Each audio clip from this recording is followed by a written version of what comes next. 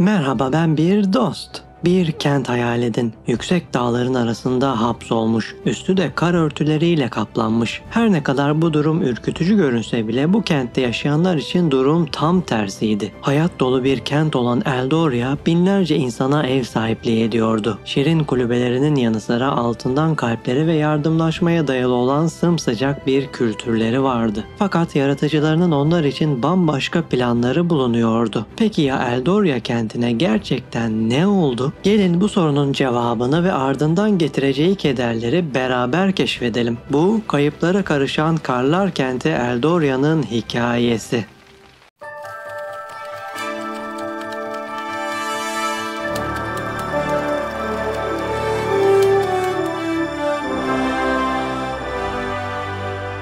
Öncelikle sizinle en başa gidelim. Evvel zaman önce her yer karanlıktı. Bu karanlık o kadar güçlüydü ki içinde kaotik bir enerji yoğunluğu şekillendi. Bu enerjiden iki kadim güç doğdu. Aydınlık ve gölge. Aydınlık bütün evrene ışığı bağışladı. Onun kudretli gücü sonsuzluğun derinliklerine kadar uzanan göklerin ilk nefesini verdi. Gölge ise etrafa karanlığı ve derin sır perdelerini yaydı. Evrenin sınırları belirlenirken ikili arasındaki dans eninde sonunda çatışmaya dönüştü. Doğdukları kaotik enerji bütün evreni sarıp sarmaladı. Bu çatışmanın en şiddetli anında ise yıldızlar ve gezegenler ortaya çıktı. Evrenin dengesi yerine oturmaya başlıyordu. Sonunda aydınlık ve gölge bir uzlaşmaya varmışlardı. Evrene ilk defa huzur hakimdi. Fakat artık kaotik güç etrafa yayılmıştı bile. Bu güçten tanrılar doğdu. Aydınlığın ve gölgenin evlatları evrenin her bir tarafına dağıldılar. Kendi lütuflarına göre hareket eden tanrılar zamanla huzurun zedelenmesine yol açsalar bile evren bir şekilde dengesini korumaya devam etti. Ta ki ateşlerin tanrısı Piraxis, karların tanrısı Borealis'in sevdiklerini şiddetli bir saldırıyla ondan koparana dek. Yılmadan sevdiklerinin esanslarını bütün evrende arayan Borealis bu süreçte gücünün çoğunu harcadı. Son kalan gücüyle ise yapayalnız bir gezegene inerek bu gezegene kendi imajıyla şekil vermeye başladı. Sadece kayalıktan ve tozdan ibaret olan bu gezegeni yontarak önce okyanusları ve denizleri yarattı. Sonrasında yüzyıllar süren büyük depremlerle koca kara parçalarını var etti.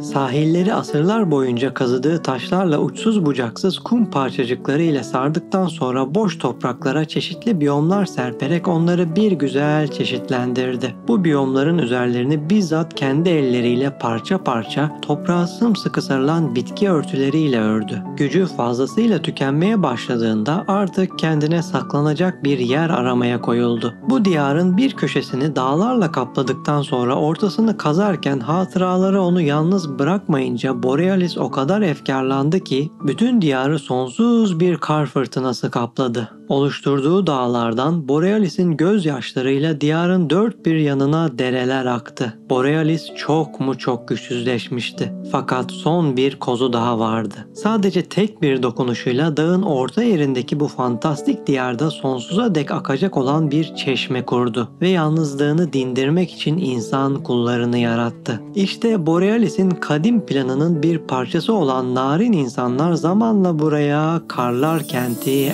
Eldoria dediler. Sabahın erken saatlerinde güneş, bozulmamış bir kış manzarasının kalbinde yer alan Eldoria'nın üzerine yumuşak altın bir parıltı yayıyordu. Şirin kulübelerin narin kar örtüleriyle kaplanmış sazdan çatıları, masal kitaplarından fırlamış gibi görünen pitoresk bir manzara oluşturuyordu. Bacalardan hafifçe kıvrılan dumanlar, odun ocaklarının o rahatlatıcı kokularını da beraberlerinde getiriyorlardı. İnsanlar etrafta cıvıl cıvıl birbirlerine selam vererek dolaşıyorlardı ve güneşin tekrardan doğuşunu kutluyorlardı. Onlar Arnavut kaldırımlı sokaklarda yürürlerken ayakkabılarının altında taze karın çıtırtıları sessizliği bozuyorlar ve dağlarda bile yankılanıyorlardı. Titreyen fenerler ve karla kaplı pazar tezgahlarıyla süslenmiş köy meydanı yavaş yavaş dinlendirici uykusundan uyanmaktaydı. Eldoria'nın hayat dolu kalbi olan pazar yeri hazinelerini ortaya çıkarmak için gün ışığının dokunuşunu bekliyordu. Eldoria'nın ortaçağ mimarisi doğal çevresiyle de uyum içindeydi. Karmaşık oymalarla bezenmiş olan ahşap çerçeveli evler nesilden nesile aktarılan bir zanaatkarlık sergiliyorlardı. Her bina içinde ve geçmişinde bir sır saklıyor gibiydi. O eski taşların arasından fısıldayarak günümüze kadar gelmeyi başaran geçmiş dönemlere ait hikayeler vardı elbet. Keşke derim bazen. O günlere dönüp Eldoria'yı baştan aşağıya keşfetme ve bu hikayeleri bulma imkanım olsaydı. Kenti çevreleyen yüksek mi yüksek ağaçlar, dalları sabah ışığında elmas gibi parlayan buz sarkıtlarıyla süslü, uzun ve metanetlilerdi. Yumuşak bir esinti ağaçların tepelerini karıştırarak kar tanelerinin havada hafifçe dönüp dans etmesine neden oluyor ve görünmeyen bir sihri ima eden ruhani bir atmosfer yaratıyordu. Eldoria'nın kalbinde ise kent meydanının en önemli parçası bulunuyordu. Buz gibi soğuklara rağmen asla donmayan görkemli bir çeşmeydi bu. Rivayete göre bu çeşme Eldoria'nın kurucularından bile eskiydi. Onlar uzun seyahatlerinden geldiklerinde çeşme hali hazırda burada durmaktaydı ve onlara su ikram edercesine cezbedici bir hali vardı. Kurucular bunu fırsat olarak görerek işte tam buraya kurulmuşlardı. Çeşmenin yanındaki buzdan heykeller ise efsanevi yaratıkları ve korkusuz şövalyeleri tasvir ediyorlardı. Formları en ince ayrıntısına kadar heykel ustaları tarafından korunuyordu. Her öğlen güneş yükseldikçe bu donmuş şaheserlerin üzerine prizmatik tonlar dökmeye başlar ve onları Eldoria'yı sarıp sarmalayan fantastik bir renk kaleidoskopuna dönüştürürdü. Kent meydanının biraz uzağında devasa kaleden yükselen kuleleri her yönden seçmek mümkündü. Eldoria Kalesi kuleleri ve mazgallarıyla sessiz bir muhafız görevi görüyor, kenti ısrarlı bir zarafetle izliyordu. Büyük bacasından çıkan dumanlar içindeki sıcaklığın ve Eldar ailesinin yüzyıllara dayanan soylarının bir kanıtı gibiydi. Eldar ailesi Eldoria'yı kuran göçmen ailelerinden bir tanesiydi. Kalelerinden asla ama asla çıkmayan ve halktan bir haber olan soyluların aksine Eldar ailesi sürekli halkın içindelerdi. Kalelerinde halk için şölenler bile hazırlarlardı. Halk da onları çok severdi. Herhangi bir dertleri olduğunda derhal kaleye giderek bir çözüme ulaşabiliyorlardı. Köylüler bir sonraki güne hazırlanırlarken hava uzaktan gelen kahkaha ve neşe sesleriyle doluydu. Pelerinli figürler karla kaplı sokaklarda zarifçe dolaşırlarken nefesleri soğuk havada izler bırakıyordu. Eldoria'yı kışın sertliğinden koruduğuna inanılan büyülere bir selam niteliğindeki mistik semboller kapıları ve pencereleri süslüyorlardı. Gün sona yaklaştıkça Eldoria'nın üzerine zifiri bir karanlık çöküverdi. Eldoria'da gece vakti ocak ateşlerinin o sıcacık parıltıları kulübe pencerelerinden dışarıya dökülmeye başlar ve karlı zemine karşı sıcak bir duvar halısı çizerdi. Eldorialılar adeta dışarının karanlığına karşı duyarsızlaşmışlardı. Kışın güzelliği ve zalimliği onları zamanla epey bir yontmuştu. Onların bu çetin şartlarda sürdürdükleri yüzyıllara dayanan hayatta kalma mücadeleleri takdire şayandı doğrusu. Fakat yine de yaşayacaklarının yanında bu mücadele epey minik kalıyordu. Zira onların bu fantastik kentlerine son kar tanesi düşmek üzereydi.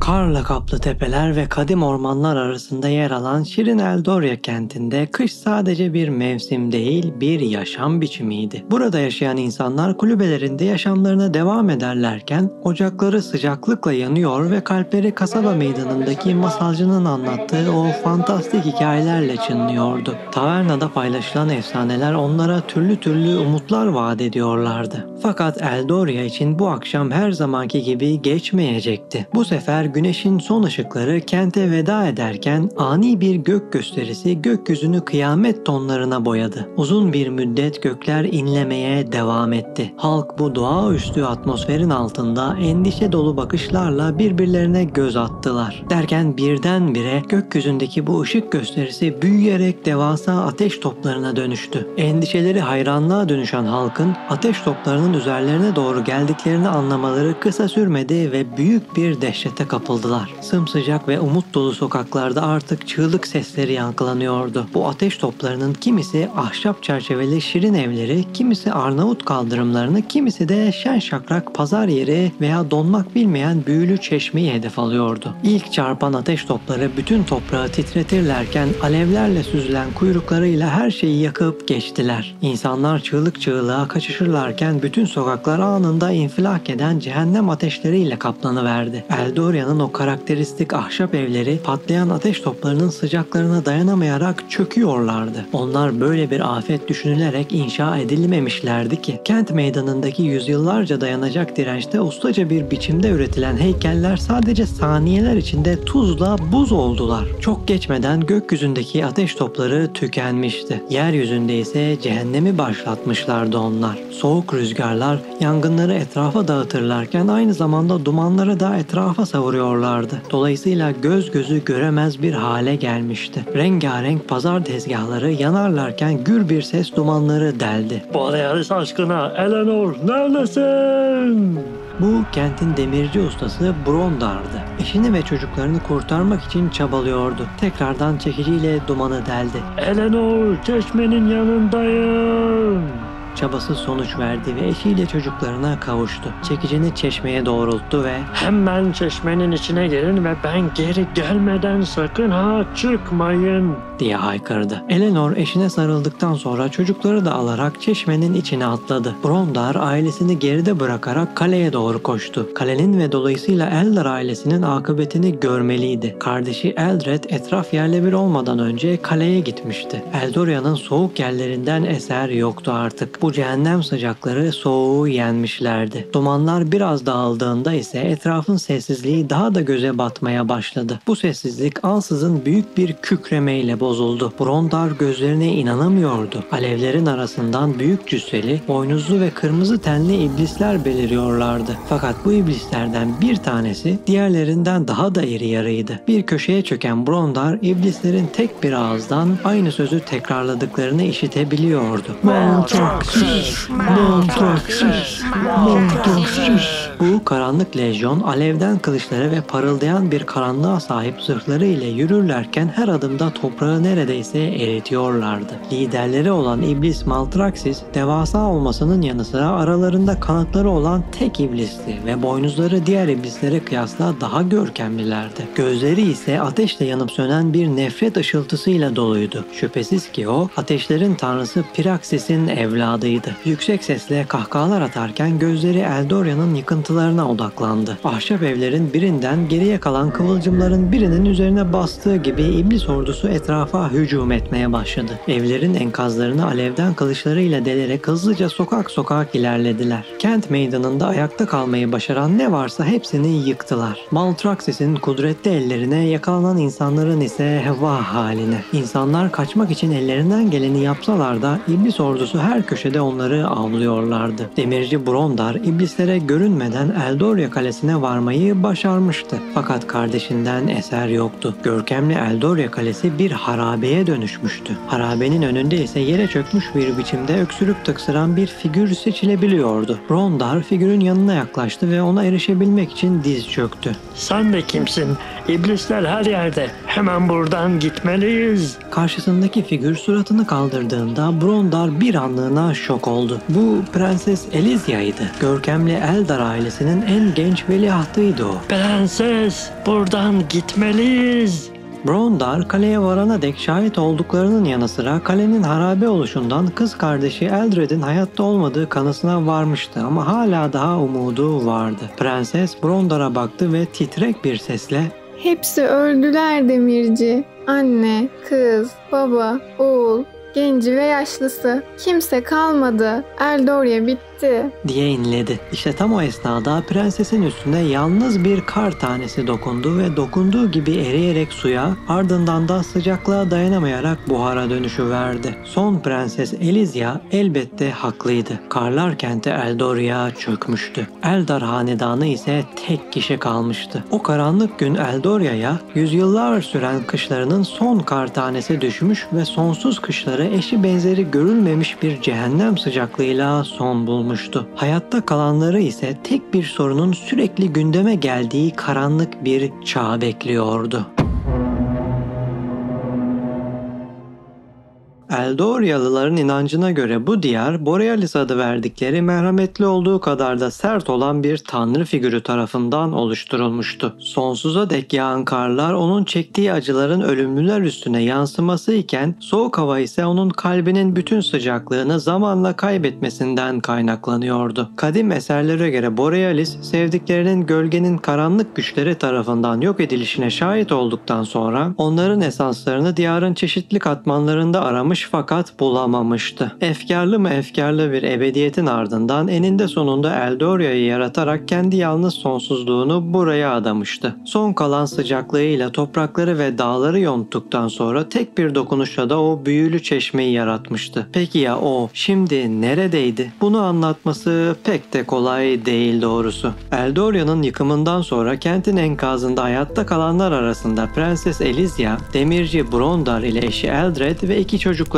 da vardı. Tabi onların yanı sıra yaşama tutunmayı başaran 100'e yakın Eldoryalı hala da harabelerin arasında saklanmaktalardı. Yıkımın getirdiği karanlık bir gizem etrafı sarıyordu. İblis lejyonları kent meydanında toplanmış bir halde Maltraxis'ten yeni komutlar bekliyorlardı. Bunu fırsat bilen Prenses Elysia, Brondar ve Eldred, Eldoryalıları kurtarmaya ve etrafta bir direniş harekatının başlangıcını yaymaya başladılar. Fakat bunu başarabilmek için kenti terk etmeleri ve tekrar güçlenerek geri gelmelilerdi. Toplanan insanlar Elysia liderliğinde canları pahasına savaşarak kenti sonunda terk ettiler. Fakat Brondar, Eldred'e çocukları da alıp prensesle gitmesini rica etti. Onun aklını tek bir soru yiyip kemirmekteydi. Borealis! Diye bağırdı. Onun buna izin vermeyeceğine eminim. Antik yazıtları bulmalıyım. Sizler gidin. Eldred içi yansa bile bunu kabul etti ve eşine sımsıkı son bir kez sarıldı. Brondar Eldoria'ya doğru koştu ve sislerin arasında kayıplara karıştı. Önce demirci atölyesine giden Brondar, söylentilere göre burada Borealis'e yakışacak bir kılıç dövdü. Ardından ise tanrıların bile gazabına dayanabilecek güçte bir zırh var etti. Bu öyle bir gösteriydi ki Borealis'i cezbetmemesi imkansız gibiydi. Çünkü genelde tanrılar böyle gösterileri adaklara tercih ederler. Gel gelelim Borealis o gün orada değildi. Brondar zaten bunu anlamıştı bile. Bu gösteriyi onun için yapmıyordu. Antik yazıtlara ulaşabilmek için canı pahasına savaşması gerekecekti. Eldoryalılar için daha önce zırh veya silah üretmemişti o. Çünkü bu kültürlerine aykırıydı ve gereksinimleri de yoktu doğrusu. Zırhını ve silahını kuşanan Brondar, Borealis için Eldar ailesi tarafından inşa edilen tapınağa gitti. Yolda epey bir iblisi yeni kılıcıyla tuzla buz etti. Bu tapınakta çoğu yazıt alevlere yenik düşmüştü. Fakat ne hikmetse tek bir parça parşömen sapasağlam duruyordu. Efsaneler der ki bu parşömende Borealis'in insanların kendi güçlerini keşfetmeleri için onlara bir fırsat verdiği ve onları kendi kaderlerini şekillendirmeye davet ettiği yazıyordu. Tanrıların kulları üzerindeki kontrollerini azalttıkları ve onların içlerindeki potansiyeli keşfetmelerine izin verdikleri bir dönemin başlangıcı olacaktı bu. Bir bakıma ölmekte olan bir tanrının son arzusuydu bu. Sevdiklerinin artık serbest kalmasını istiyordu. Brondar parşömeni büyük bir hayal kırıklığıyla yere attı. Ardından zemine çökerek uzun bir süre burada oturdu. Biz artık yalnızız. Yeniden ayağa kalktığında ise eski Brondar'dan eser bile kalmamıştı. O artık bambaşka biriydi. O esnada Prenses Elysia, Eldred'in de yardımıyla Eldoryalılar ile birlikte yepyeni bir yerleşke kurmaya başlamıştı. Burası onların ikinci şansları olacaktı. Fakat bu sefer kaderlerini belirleyecek ve onlara yardım edecek büyülü bir çeşmeleri yoktu. Burada günlerce toparlanmaya çalıştılar ve birbirlerinin yaralarını sardılar. Eldred'in endişeli bir biçimde Brondar'ı beklediği gecelerin birinde tepelerin ardından Brondar'ın ta kendisi gözüktü. Peşinde ise demirci atölyesinden aldığı bir el arabası dolusu malzeme vardı. Onları buraya kadar tek başına çekerek getirmişti. Eldred kocasını çocukluktan beri tanıyordu. Dolayısıyla yüzünden neler olup bittiğini az çok anlayabiliyordu. Sorusu sadece Brondar'a onun yanında olduğunu belirtmek içindi. Ellerini Brondar'ın omzuna koydu ve bir müddet sıvazladı. Ne oldu?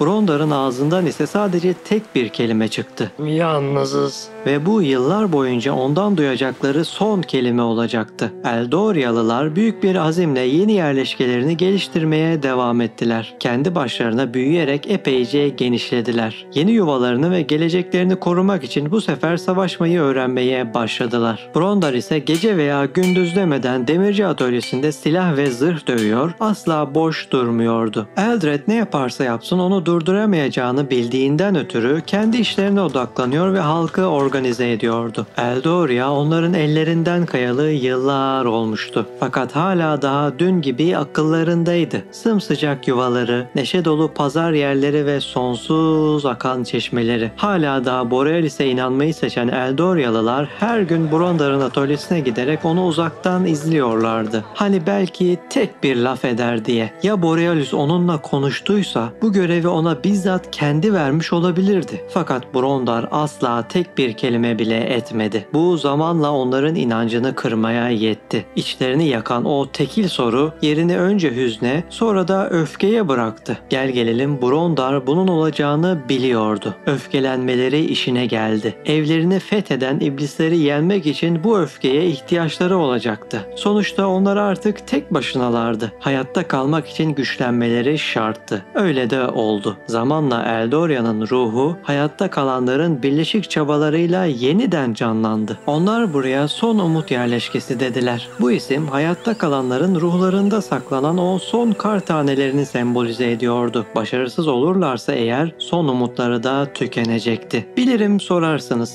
Onun hiç mi içi sızlamadı? Tanrıları anlamak güçtür. İnsanı deli bile eder. Belki de hikayenin devamına kulak verirsek eğer bu soruya bir cevap bulabiliriz. Şöyle ki...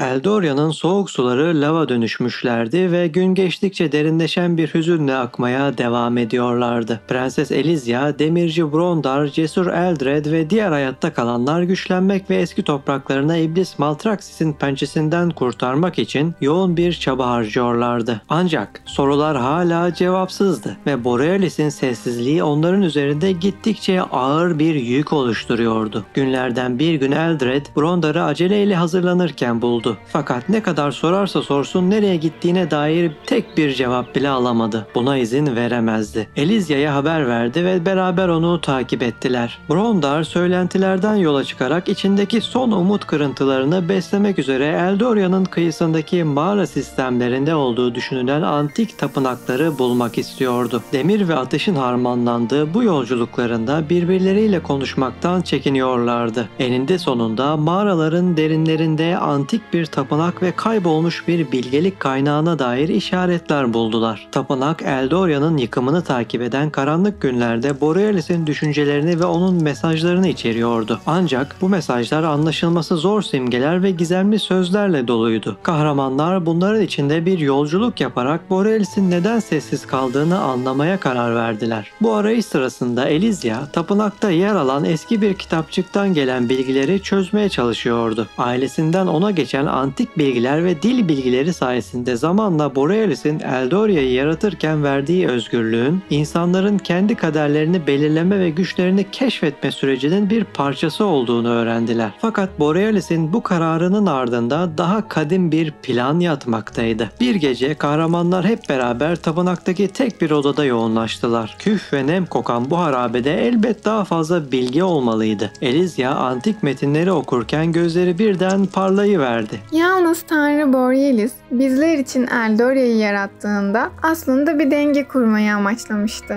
İnsanların kendi kaderlerini şekillendirmelerine izin verdi. Gölgenin karanlık gücünden doğan evlatlarının eninde sonunda onun son kalan gücüyle yarattığı bu diyarı bulacaklarını ve insanların özgürlüklerini kıskanacaklarını biliyordu. Peki ya kaybettiğin ailenin esanslarını sonsuzluğun derin sularında nasıl bulursun Brondar? Brondar kaşlarına çattı. Neredeyse bir asırdır duvarı delerek etrafa yayılmayı başaran mantarlara dokundu ve yıllar boyunca ilk defa ağzını açtı. Kötü güçleri burada yenilgiye uğratırsak sonsuzluk çalkalanır. Tek bir kıvılcım bütün diyarlara yayılır. Tanrılar tozdan saraylarını terk ederler ve... Elysia onu büyük bir hevesle böldü. Aydınlık ve gölgenin bu evrensel savaşında aydınlık kazanırsa eğer Borealis'in sevdikleri serbest kalacaktır. Elysia'nın bu neşesine karşın Eldred epey mutsuz görünüyordu. Ne oldu Eldred? Bir sorun mu var? Eldred bir anlığına dengesini kaybederek yere çömeldi ve fısıldarcasına konuştu. Evet, sevdikleri serbest kalacak ama o bütün gücünü tüketti. Yıllarca ağzını açmamasına epey kızmış olsa gerek, Eldred Brondar'ın konuşmasına fırsat bile vermeden ekledi. O gün Eldoria'da tek başına dövdüğün o silah ve zırhların, tapınaklardan bulmak için gittiğin antik yazıtın bütün imkansızlıklara rağmen orada belirişi. Bunlar bize Borealis'in son armağanlarıydı. O geri dönmeyecek. Güçlü bir müddet orada bu gerçekle yüzleştiler. Fakat eninde sonunda hepsi silkelenerek kendilerine geldiler. Artık bu göreve daha çok bağlanmış hissediyorlardı. Her halükarda Eldoria'nın karanlık günleri bir kez daha Borealis'in ışığıyla aydınlanacaktı. Elysia'nın liderliğinde kararlı Eldoria halkı kahramanları Demirci Brondar'ın peşinde ordular oluşturarak İblis Maltraxis ve onun ordusuna karşı bir direniş başlattılar. Eldoria orduları yeni yerleşkelerinde toplandıktan sonra dağların ardına eski topraklarına doğru yola koyuldular. Bu devasa bir orduydu. Her bir savaşçı özlemle yanıp tutuşurken içlerindeki bu kıvılcım Eldoria'ya yaklaştıkça öfkeye dönüşüyordu. İçlerinde birazcık bile korku hissedenlerin ise Brondar'ın karanlıkta bile ışıl ışıl parlayan zırhına ve onun etrafını aydınlatan büyülü kılıcına bakmaları bu korkularını yenmeye yetiyordu. Onlar eski yurtlarına döndükleri vakit neyle karşılaşacaklarını bilmiyorlardı. Kesinlikle söyleyebilirim ki Eldoria'yı bıraktıkları şekilde bulmadılar. İblisler burayı kendilerine yuva edinmişlerdi. Adeta ateşin kalbinden çıka gelen bir kent kurmuşlardı bu eski topraklara. Bu ateşin tanrısı Piraxis'in imzasını taşıyordu. Uçsuz bucaksız diyarlara karanlığı getirenin ateşiyle orayı tekrardan aydınlattığı vakit mutlak güce erişecek olan Piraxis olduğundan bahsederler. Gölgenin evladı Piraxis, Borealis'in ailesini ondan koparan ebedi düşmanıydı ve artık onun ateşten doğan kullarına aitti Eldoria toprakları. İblisler lavların sıcaklığıyla sardıkları ve volkanların diplerinden çıkardıkları taşlarla döşedikleri mimarilerin altında tanrıları Piraxis'in emirlerini yerine getirmeyi beklercesine hayatlarına devam ediyorlardı. İşte o anlarda iblisler belki hayatlarında ilk defa böylesine ani bir korkuya kapıldılar. Tepelerin eteklerinden çığlık sesleriyle akın akın gelen insanlar ve önlerinden parıldayarak gelen bir figürü vardı. Hemen iblis lejyonları bu saldırıya karşılık vermek için toplandılar. Kıyamet Meydanı Savaşı işte burada gerçekleşti. İki öfkeli ordu birbirlerine hücum ederlerken tanrılar onları izliyorlardı. Öyle ki hava aniden kararıverdi. Zeminde süren savaş göklere taşındı. Savaşçıların görkemli dansı hortumlara, iblislerin şeytani varlıkları ise alevlere dönüşüyordu. Brondar, Maltraxis denilen iblis ile er meydanında karşılaştı. Maltraxis ömründe bu kadar parlak bir şövalye görmemişti. Gözlerini bile açmaya zorlanıyordu.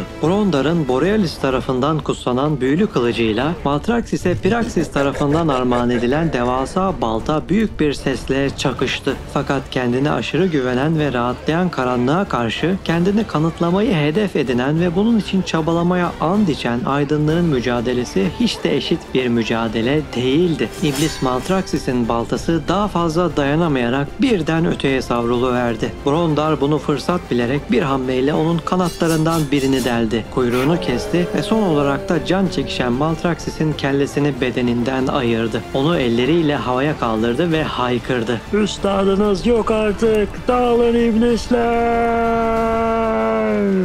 Ne tarafa kaçacaklarını bilemeyen iblisler dört bir köşeye dağılırlarken Eldorialılar büyük bir hevesle Brondar'ın adını tekrar bağırmaya başladılar. İşte tam o anda söylenilenlere göre bütün alevler sönerken lavlar ise mağaralara sığındılar ve dumanlar 7 cihan göklere dağıldılar. Geriye ise mücadeleden sağ çıkarak güçlenen ve kendi kaderlerini yeniden şekillendiren bir halk kaldı. Eldoria halkı. Evvel zaman içinde Prenses Elysia liderliğinde Eldoria kenti kenti eski ihtişamına kavuşmaya başladı. Fakat Elysia artık halkın soylular tarafından yönetilmesini doğru bulmuyordu. Tanrıları tarafından hür irade bağışlanan bir milletin soylu liderlere veya soysuz şaklabanlara ihtiyaçları yoktu. Dolayısıyla o bir müddet sonra liderlikten çekilerek dağların ötesinde kendine mütevazi bir hayat kurdu. Demirci Brondar'a gelecek olursak savaştan sonra resmen ortadan kayboldu. Onun adına buruk bir sevdayla kent meydanında bir heykel dikildi. Aynı eski kahramanlar gibi Brondar'ın heykeli sonsuzluğa meydan okurcasına dik bir şekilde meydanda duruyordu. Söylenenlere göre Brondar eşi Eldred'i savaş meydanında kaybetmişti. Bu ona epey ağır gelmişti. İçi iblislerin kalbinden bile daha gür bir biçimde yandı. Keşke dedi, onunla daha çok konuşsaydım. Yalnız Tanrı Borealis'e gelecek olursak, maalesef yıllar geçmesine rağmen o asla geri dönmedi. Onun eseri olan sonsuz çeşme yeniden kurulamadı. Eldred haklıydı. Borealis sancılı hayatından geriye kalan son gücünü de sevgili kulları için harcamıştı. Yine de Eldoria halkı Borealis'in sevdiklerinin serbest kalmış olma ihtimaline sımsıkı sarıldılar. Günün birinde Eldoria'yı ihtişamları ile kutsamaya geleceklerine epey emindiler. O zamana dek son kar tanesi geri dönmedi. Eldoria eski ihtişamından uzakta, çetin fakat istikrarlı bir direniş sürdürmeye devam etti. Aydınlık ile gölge arasındaki kırgın huzuru ise kırıldı. Bütün evren ebedi bir kaosa sürüklendi. Bu, Evrenler Savaşı'nın sadece başlangıcıydı. Eldoria'nın kurtuluşundan tam bir yıl sonra.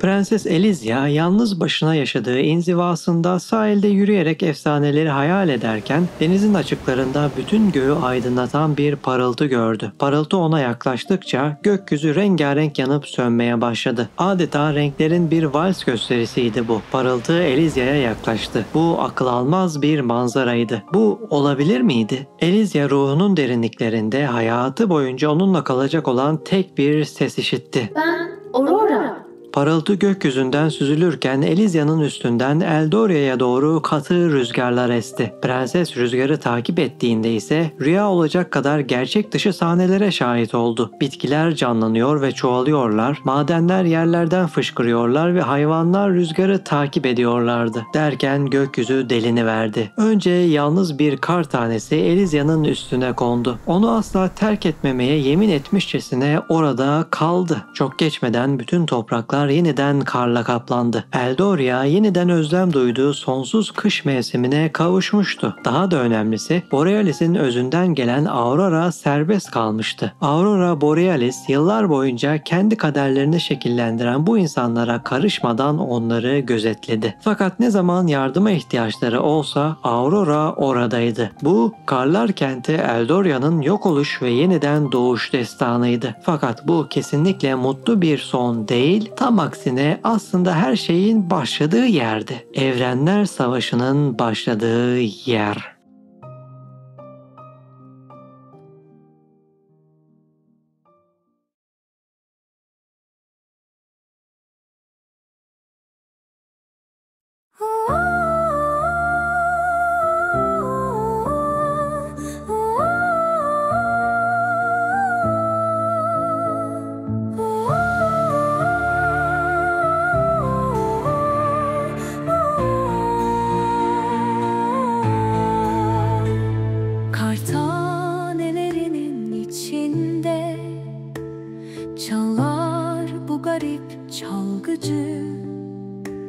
Sizlere anlatmak ister kayıp kent Eldoria'nın hikayesini.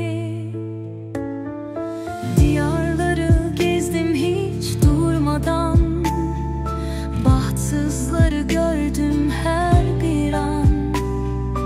Acılar çekti kalbim o zaman. Eldoria ise bambaşkaydı inan.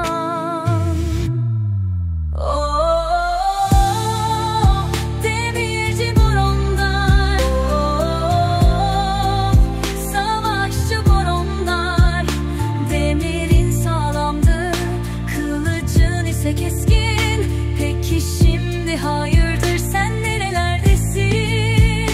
Bizi sensiz bıraktın.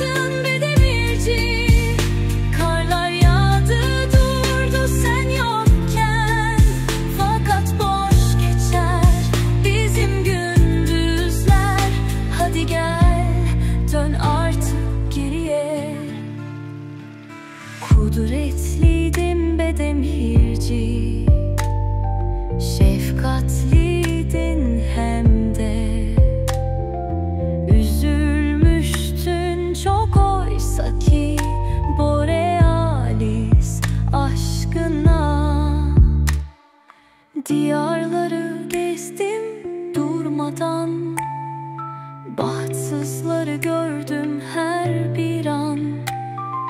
Acılar çekti kalbim o zaman. Eldoria ise bambaşkaydı, inan.